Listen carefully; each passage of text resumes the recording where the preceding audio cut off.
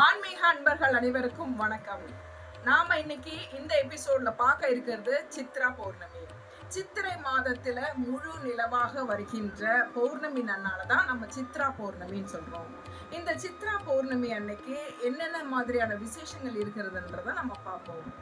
இந்த சித்திர பௌர்ணமி அன்னைக்கு சித்திரகுப்தர் வழிபாடு பொதுவாகவே உங்க எல்லாருக்குமே தெரிஞ்சது, நாம் எல்லாருமே செய்வோம்.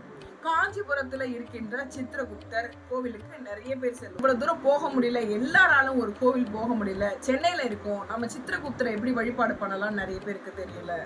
சோ சென்னையில வீடுகளுக்கு மத்தியில நமக்கு அருமருந்தாக, அதாவது சென்னையில மெயின் இடத்துல, அதாவது முகப்பேர் ஈஸ்ட்ல அங்க ஒரு மார்க்கண்டேஸ்வர் கோவில் இருக்கு. அங்க சித்திரகுப்தருக்கு வழிபாடுகள் செய்யப்படுகிறது. இந்த சித்ரா பௌர்ணமி அன்னைக்கு அங்க சித்திரகுப்தருக்கு சென்று நாம 7 விளக்கேற்றி வழிபாட்டு செய்தோமே ஆனால், நாம் தெரியாமல் செய்கின்ற தவறுகள் இருக்கும் இல்லையா, ஆனால் நாம் அந்த பாவங்களிலிருந்து விடுபடுவோம்.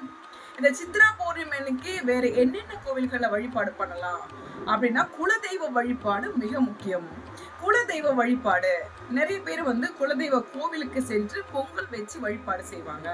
கோவிலுக்கு செல்ல முடியாதவர்கள், சென்னையில நிறைய பேர் வேலை பார்த்துட்டு இருக்காங்க, நிறைய அவங்களுடைய சுச்சுவேஷன் சூழ்நிலை காரணமாக செல்ல முடியாது. அந்த மாதிரி இருக்கவங்க எல்லாம் என்ன செய்யலாம்?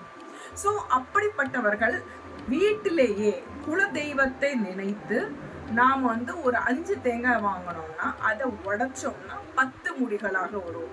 அதுல ஒரு 9 மூடிகளை எடுத்து நெய் ஊற்றி திரி போட்டு நம்ம மஞ்சள் குங்குமம் வச்சு குலதெய்வத்தை நினைத்து நாம விளக்கேற்றி நெய்வேத்தியமா பார்த்தீங்கன்னா சக்கரை பொங்கல் வைத்து வழிபட்டோமே ஆனால் அன்னைக்கு மிகவும் சிறப்புங்க. நீங்க வருஷம் ஃபுல்லா கும்பிடுறது ஒண்ணுதான், அன்னைக்கு ஒரு நாள் உங்க குலதெய்வத்துக்கு சக்கரை பொங்கல் நெய்வேத்தியம் வைத்து இந்த 9 தேங்காயை நெய் ஊற்றி விளக்கேற்றி வழிபட்டால் நம்மளுடைய குடும்பம் வளமிக்கதாக இருக்கும். நம்ம நிறைய இடத்துல நம்ம நிறைய கஷ்டப்படுறோம், நம்ம அது கிடைக்க வேண்டிய ஒரு சில விஷயங்கள் கிடைக்காம போகுது, பணம் வர வேண்டியது இருக்கு, பணம் வரல அப்படின்னு நினைப்போம். நம்மளுடைய குலதெய்வ வழிபாடு, அதாவது நம்ம குலதெய்வத்துடைய அனுகிரகம் இருந்தா எல்லாமே சிறக்கும்.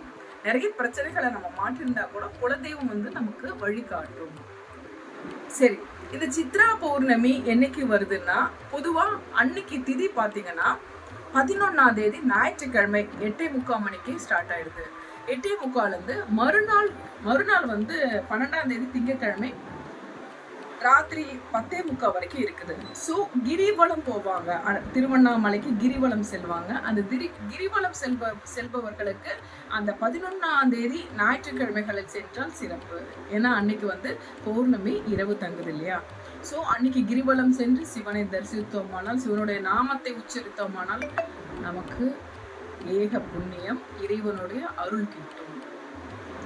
ஸோ குலதெய்வ வழிபாடு சித்ரா பௌர்ணமி அன்னைக்கு இப்போ நான் உங்களுக்கு இந்த மார்க்கண்டேஸ்வர் கோவிலை பற்றி சொன்னேன். இந்த மார்க்கண்டேஸ்வர் கோவில் எங்கே இருக்குது அப்படின்னு கேட்டிங்கன்னா, சென்னையில் இருக்குங்க. அது நமக்கு ரொம்ப பெரிய சிறப்பாக வாய்ந்ததாக இருக்குது.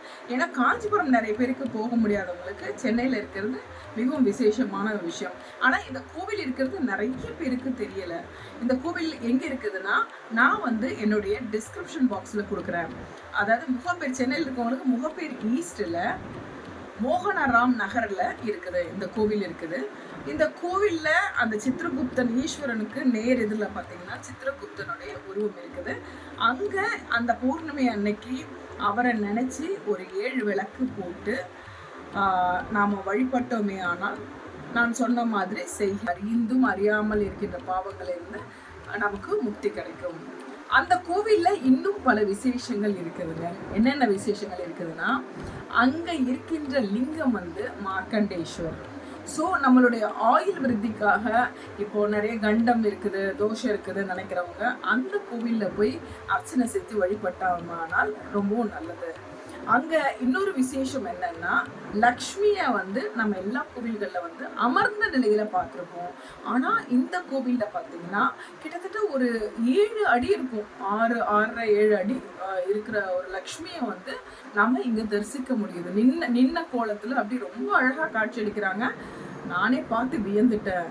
ஆக்சுவலா கோவிலுக்கு உள்ளர இன்னொரு வாசல் இருக்கு. அது உள்ள வந்தோம்னா ருணவிமோச்சரர் லிங்கமும் அங்க இருக்குது. அதுவும் ரொம்ப சிறப்பு வாய்ந்தது.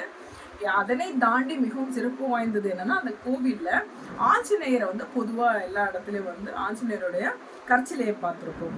ஆனா இங்க பாத்தீங்கன்னா அவருடைய பிம்பம் வந்து கையில வந்து சஞ்சீவி மலையை வைத்திருக்கிற மாதிரி இங்க வடிவமைக்கப்பட்டிருக்கிறது. அது மிகவும் சிறப்புங்க.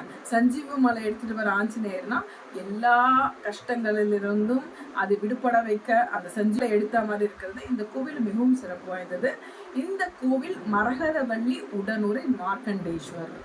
ஸோ இந்த கோவிலுக்கு சித்ரா பௌர்ணமி அன்னைக்கு காஞ்சிபுரம் செல்ல முடியாதவர்கள் இந்த கோவிலுக்கு சென்று சிவனை வழிபட்டு சித்திரகுப்தனை வழிபட்டு உங்களுடைய குடும்பம் நீங்கள் நலமுடன் வளமுடன் வாழ நாங்கள் பிரார்த்திக்கிறோம். மேலும் இது போன்ற உங்களுக்கு வீடியோக்கள் வந்து சேரணும்னா நீங்க செய்ய வேண்டியது ஒன்னே ஒண்ணுதான். என்னுடைய சேனலுக்கு நீங்க லைக் பண்ணி ஷேர் பண்ணி சப்ஸ்கிரைப் பண்ணுங்க. மீண்டும் இது போன்ற வீடியோவுடன் அடுத்த முறை சந்திக்கிறேன். நன்றி, வணக்கம்.